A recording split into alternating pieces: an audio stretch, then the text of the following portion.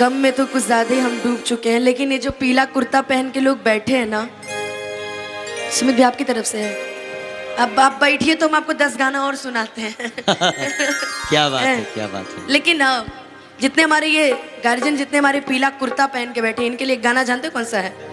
आइला बारात करे या कि हमसे बात करे, मांगे में मोबाइल नंबर लगातार हाथ धरे, कि गोरी फूला झाड़ी बाड़ू पापा के परिवारू जय हो। कि गोरी फूला झाड़ी बाड़ू, अरे पापा के परिवारू। और अब डांस करने आता है ना? वो पतला दुबला वाला भाई कहाँ गया जो इतने देर से नाच रहा था? भाग गया क्या घर? कि लगलू पसारे तू तपा पियर फराक वाली, चकाचा मारा तारुआ पियर फराक, लगलू पसारे तू तपा पियर फराक वाली।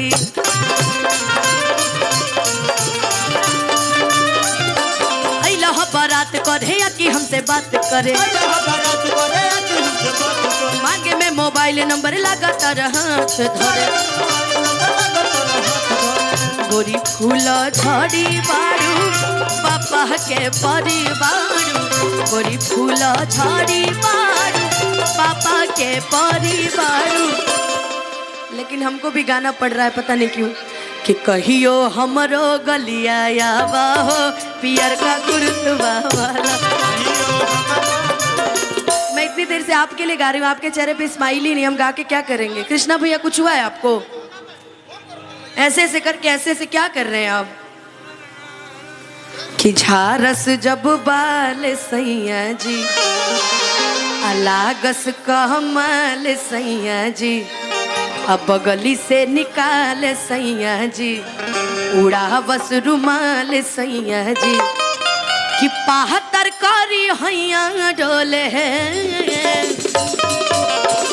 नदिया के बीचे जैसे नैया डोले, ओ सही मोर सैया डोले, नदिया के बीचे जैसे नैया डोले, ओ सही मोर सैया डोले।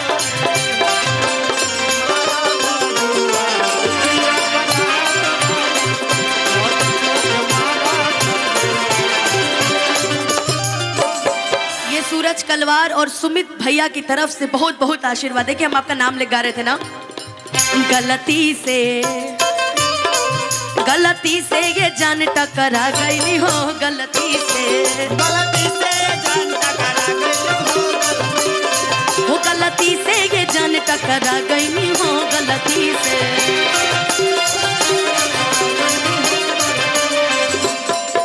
कि लड़की के देखी पगला गिल बाड़ो का, अल्लाह के की भांग खा के आगिल बाड़ो का। कि अच्छा, कभी बारात में किसी लड़की से प्यार मोहब्बत हुआ है? तारा लोग के तो सब भइल होई।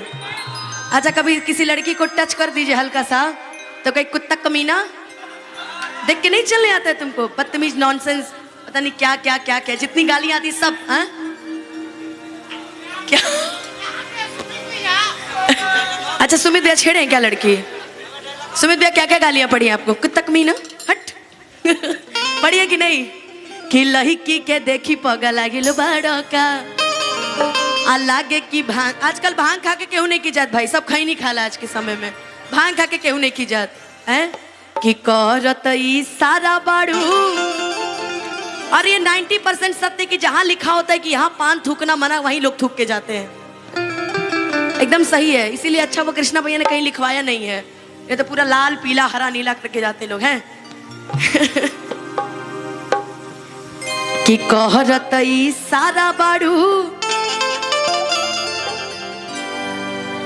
अकाहत या वारा बाड़ू, भड़केलू कैलो पमजा पियर फराक वाली, कच कच मारा तरुआ पियर।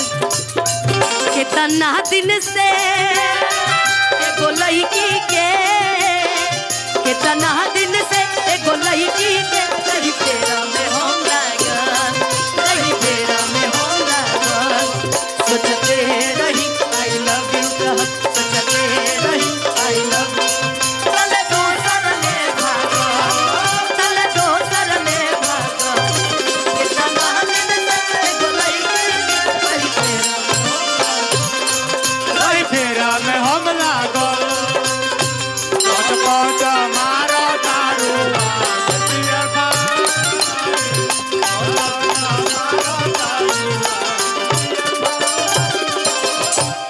कभी कभी किसी को ऐसा भी प्यार हो जाता है गोलू बाबू कि लगने में हमर हो जा तू जान यही अगने में लगने में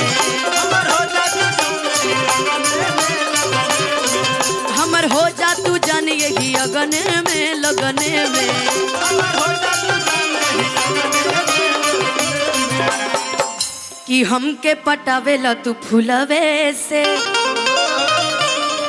मारब चला के रसगुलवे से कि आगे आगे आंसू खई हैं आ पीछे पीरी आंसू पई हैं आ पवन के मान दिहतूरा पियर फराग बली चक्का चमारा तरुआ मेरा दिल था अकेला तूने खेले सकेला तेरी याद में जगुरत